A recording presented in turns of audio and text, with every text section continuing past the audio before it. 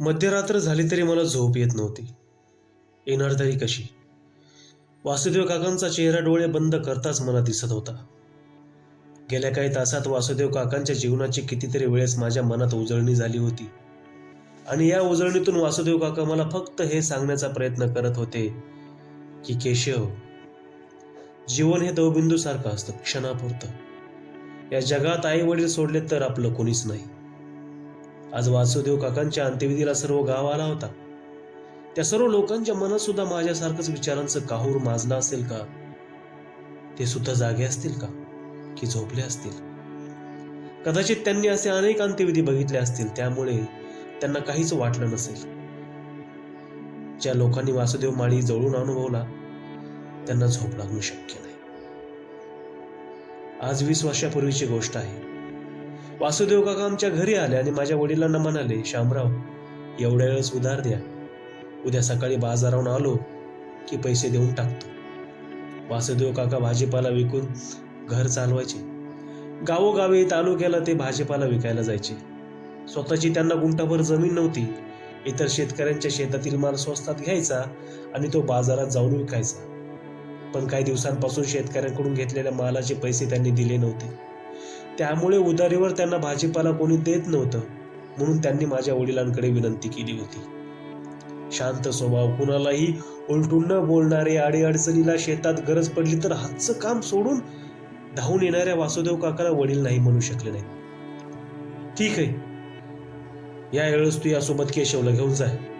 15-20 kilo भेंडी बांधून दे त्याच्याकडं. पाठीवरची काडी मोड लई झाली, आता बोटावरची काडी मोड शिकव त्याला. वासुदेव काका खुश झाले आणि मला शेतात घेऊन गेले. त्यांनी मेथी, पालक, टमाटे, गवार तोडली. मला 15-20 किलो भेंडी तोडून दिली आणि म्हणाले, पाटील, तुम्ही माळव विकू लागल्यावर आमच्यासारख्या लोकांनी काय करायचं? मी म्हटलं, मी थोडंच कायमचं माळव विकणार आहे, शाळेला सुट्टी आहे म्हणून. पण वासुदेव काका या वेळेस उधारी लई लांबली. वासुदेव काकांनी बिडी पेटवली, नाकातून दूर काढत म्हणाले, काय पाटील, 2 पोरं नाशिकला शिकायला, त्यांचा खर्च पाठवावा लागतो. 2 दिवसापूर्वी पोरीला बघायला पाहुणे आले. त्यांना थोडं खायला गोडधोड केलं आणि या सगळ्यात धंदा नाही झाला बघा. झाला की सारी कामं, जीवन गाडा, चालतच राहायचं. त्या दिवसापासून वासुदेव काकांची आणि माझी चांगली गट्टी जमली. एका मित्रासारखं ते स्वतःचं मन माझ्यासमोर हलकं करत. त्यांना शेतातून भाजीपाला मीच मोजून देत असे. त्यांच्यासोबत बाजारात माळव विकायला जात असे. माळव विकणं ही कला आहे हे त्यांनी मला शिकवलं. लोकांशी गोड बोलणं, भाजी तराजूने मोजून दिल्यानंतर खुशीने ग्राहकाच्या थैलीत भाजी टाकणे. भाजी विकायला तालुक्याला गेल्यावर जवळपासच्या खेड्याची लोक बाजार करण्यासाठी येतात. सर्वांना रामराम घालले. काही लोकांची मुले आपल्या गावात नांदत आहेत. त्यांना सांगायचं की तुमची मुलगी सुखात आहे. उधारी किती द्यायची, कधी द्यायची आणि ती कशी वसूल करायची हे सगळं त्यांनी मला शिकवलं. काम नसलं की वासुदेव काका आमच्या शेतात यायचे आणि मिळेल ते काम करायचे. एकदा मी आणि काका माळव्याला पाणी देत होतो, तेव्हा माझ्याशी गप्पा मारता मारता म्हणाले, पाटील, स्वतःच्या रानात माळव्याला पाणी द्यायची लई इच्छा आहे बघा. मी म्हटलं, मग घ्या की शेत.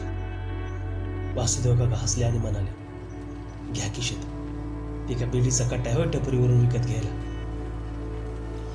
वासुदेव काकाचं कोणाशी भांडण झालं, त्यांनी कोणाला शिवी दिली हे मी कधी ऐकलं नाही आणि बघितलं सुद्धा नाही. उधारी कोणी देत नसल तर ते त्याला कधी मागत सुद्धा नसत. कोणी पैसे बुडवले तर म्हणायचे, 100 रुपयानं मी कुठं रस्त्यावर येणार आहे आणि तो कुठं माडी बांधणार आहे. एक दिवस वासुदेव काका आणि माझे वडील आमच्या घरी गप्पा मारत बसले होते. बोलता बोलता माझे वडील वासुदेव काकाला म्हणाले, वासुदेव, शांतारामची 2 एकर जमीन विक्री घेतो का? रोडवर हलकी आहे, भाजीपाला लई पिकल. वासुदेव काका म्हणाले, आता पोरगी लग्नाला आली. माझे वडील म्हणाले, तिचं लग्न ह्या वर्षी नाही झालं तर पुढे होईल, आणि पुढे नाही झालं तर त्याच्या पुढे होईल, पण शेत गेलं तर परत मिळणार नाही. वासुदेव काका म्हणाले, लई मोठा घास घ्यायला सांगताय पाटील. माझे वडील म्हणाले, मी देतो 50,000 रुपये, जेव्हा येतील तेव्हा ते, पण जमीन घे. आता मात्र वासुदेव काकाच्या अंगात बोला.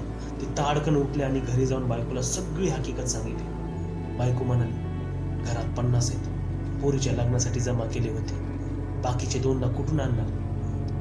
वासुदेव काकाने विचार केला आणि म्हणाले, साल धरतो पाटलाचे, तो माळव एक, घर खर्च दाखव.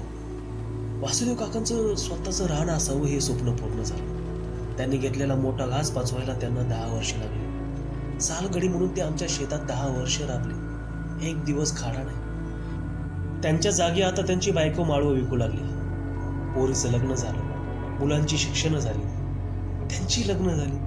दोन्ही मुलं औरंगाबादला कंपनीत कामाला लागली. शेतात बोर पाडला, कामापुरतं पाणी लागलं. वासुदेव काका आता म्हातारे झाले होते. शेतात काम करणं, तालुक्याला जाऊन माळवं विकणं त्यांना जमत नव्हतं.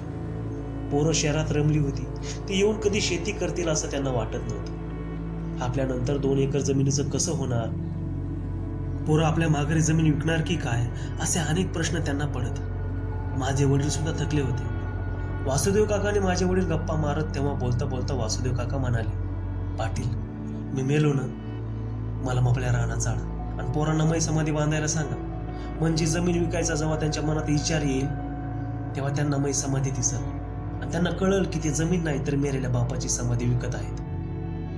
असेच काही दिवस निघून गेले आणि अचानक त्यांची दोन्ही मुलं सहपरिवार गावात आली. वासुदेव काकांच्या आनंदाला पारा नाही उरला. त्यांनी आनंदात विचारलं, अरे काय झालं? सगळा बाळ बिचारा घेऊन आलात? कंपनी बंद पडली की काय?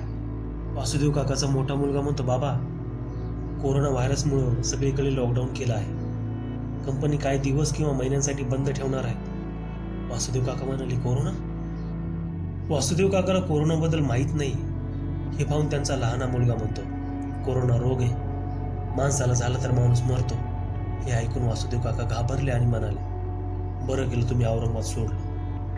मोठा मुलगा म्हणतो, पण बाबा, आम्ही इथं काय काम करणार? वासुदेव काका म्हणतात, माळव पिकवा आणि इका.